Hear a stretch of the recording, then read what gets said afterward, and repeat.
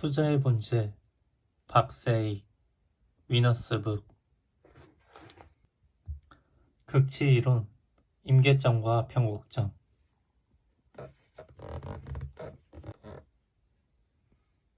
결론적으로 우리가 시장의 변곡점을 미리 예측할 수는 없지만 극치 이론의 관점으로 주식시장을 바라보면 투자자들의 심리나 수급이 극에 달했음을 알려줄 때가 있다.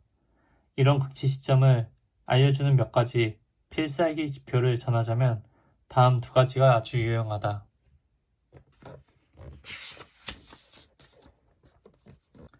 아래 차트는 코스피 주봉 차트의 RSI 지표를 설정해 놓은 것이다.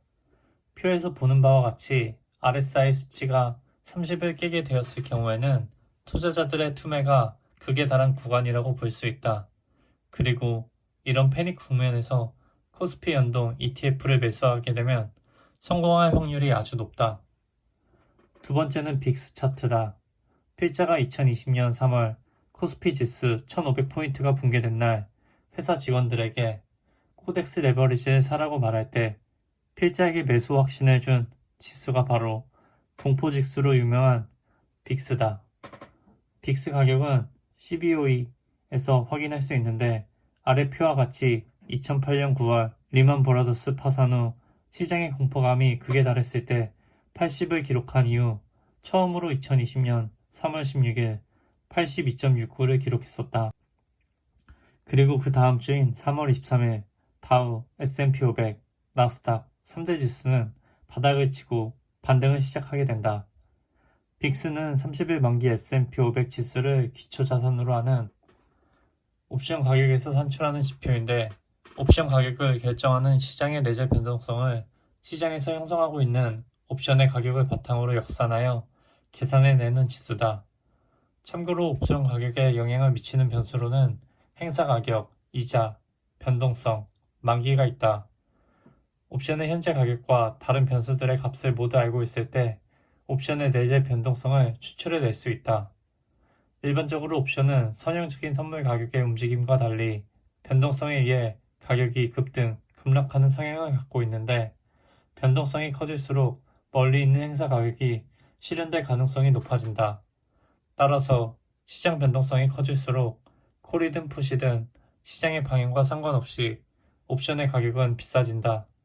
그리고 강세장에서는 큰 폭의 하락 조정이 잘 나오지 않으므로 시장의 변동성이 낮아지는 경향이 있고 옵션의 가격 역시 내재 변동성 하락에 의해 프리미엄이 낮게 거래된다.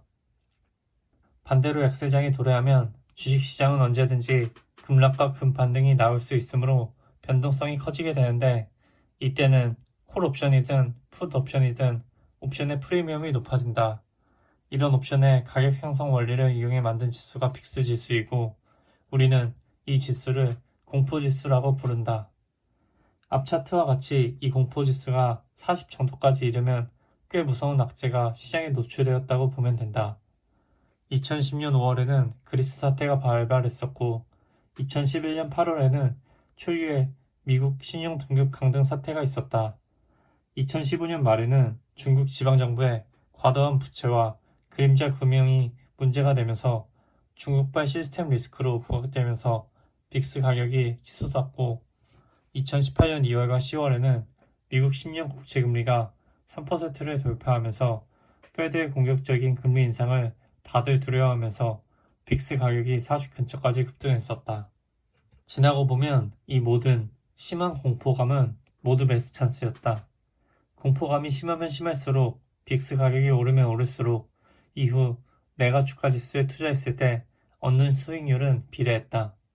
단지 빅스 가격 30에서 주식을 살 것인가, 40에서 살 것인가, 80에서 살 것인가만 결정하면 되는데 차트에서 보다시피 지난 12년 동안 40 이상에서 지수를 살 기회는 5번밖에 없었다.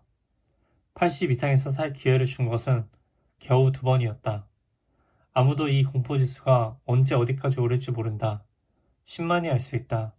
하지만 40 이상에서 우리가 어떤 액션을 해야 하는지 80 이상에서는 어떤 액션을 해야 하는지는 너무나도 자명하다.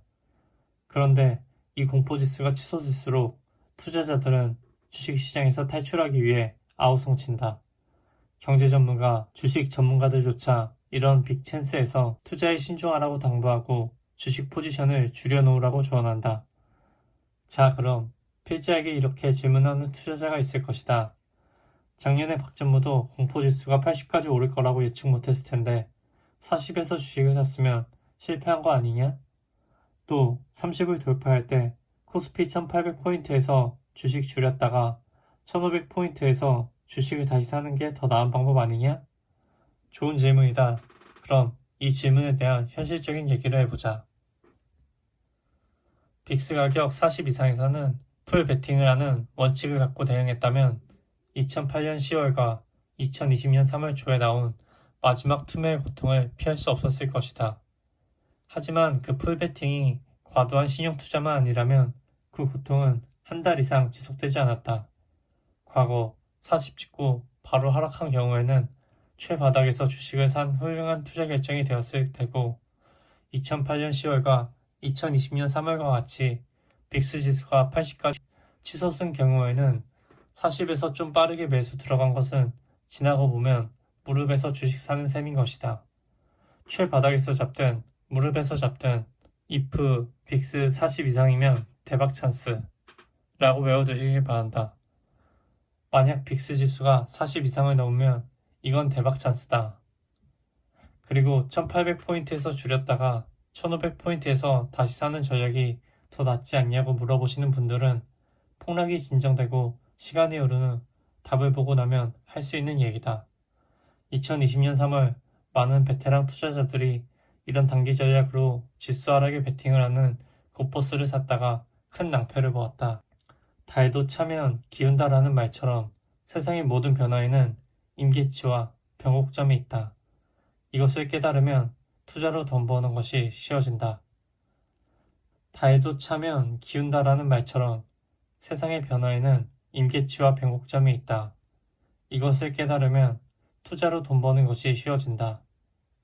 달도 차면 기운다라는 말처럼 세상의 모든 변화에는 임계치와 변곡점이 있다. 이것을 깨달으면 투자로 돈 버는 것이 쉬워진다. 투자 포트폴리오에서 어느 한 종목이 너무 많은 비중을 차지하고 있는 것은 잠재적인 재앙을 의미한다. 캠피쉬어. 투자의 본질 박세익 위너스북